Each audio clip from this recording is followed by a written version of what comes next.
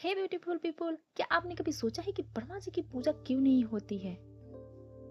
वो आखिरकार सृष्टि की रचयिता है, इतनी अच्छी सृष्टि की रचना की है, फिर भी उनकी पूजा क्यों नहीं होती है? इतनी सुंदर सुंदर वादियां बनाया है, पृथ्वी बनाई है, फिर भी उनकी आज तक कोई पूजा करते ही नहीं है। ये सवाल कहीं ना कहीं आपके जहन में तो आया तो होगा जरूर।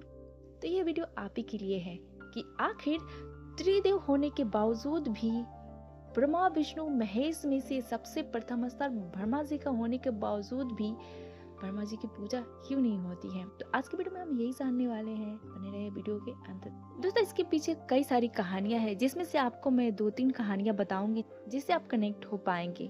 तो दोस्तों, पुराणों के अनुसार बताया जाता है कि एक बार ब्रह्मा जी ने पृथ्वी के कल्याण के लिए यज्ञ करने के लिए सोचा, कमल को पृथ्वी पर फेंका और वो कमल जहाँ जाके गिरा वही यज्ञ होना था, और वो जाके गिरा राजस्थान के पुष्कर में। वो कमल के गिरते ही वहाँ पे अपने आप एक तालाब का निर्माण हो गया, वहाँ मंदिर स्थापित हो गया।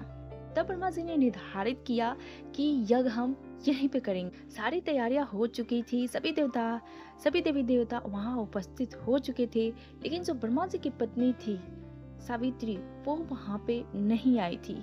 क्योंकि सृष्टि के कल्याण के लिए सही समय पर यज्ञ करना बहुत ही ज्यादा जरूरी था, और ब्रह्मा जी की पत्नी वहां पे नहीं पहुंची थी, तो सबको टेंशन होने लगा कि कहीं मुहूर्त बीत ना जाए। इसकी वजह से ब्रह्मा जी ने वहीं पे उपस्थित नंदिनी गाय के मुख से गायत्री जी को उत्पन्न किया और उनसे विवाह करके यज्ञ को पूर्ण किया।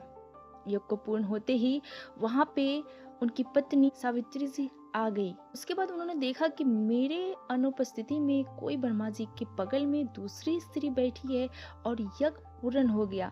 इसके क्रोध में आकर उन्होंने ब्रह्मा जी को श्राप दे दिया कि आपकी कहीं पे भी पूजा नहीं होगी इस पृथ्वी लोक पे। डर के सभी देवी देवताओं ने उनसे क्षमा मांगा कि आप माफ कर दीजिए इस गलती के लिए। तब सावित्री जी का गुस्सा शांत हुआ। तब उन्होंने कहा कि हाँ, यहाँ सिर्फ पुष्कर में ही, राजस्थान के पुष्कर में ही इनकी पूजा हो सकती है और कहीं पे भी नहीं हो सकती है।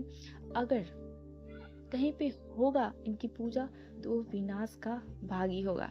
और दूसरी कथा ये है कि बताया जाता है कि एक बार ब्रह्मा जी में और विष्णु जी में बहस हो गई, लड़ाई हो गई कि आखिर ब्रह्मा जी बड़े हैं कि विष्णु जी बड़े हैं। तब इसके निवारण के लिए शंकर जी ने कहा कि ठीक है, मेरा जो प्रतिबिंब है उसके छोर को जिसने भी पहले पता कर लिया कि इसका आदि कहाँ है और अंत कहाँ है, वही बड़ा होगा। तब विष्णु और ब्रह्मा दोनों जने चले गए शंकर जी के प्रतिबिंब को, जो शिवलिंग होता है, उसकी खोज में कि आखिर वो कहाँ से है।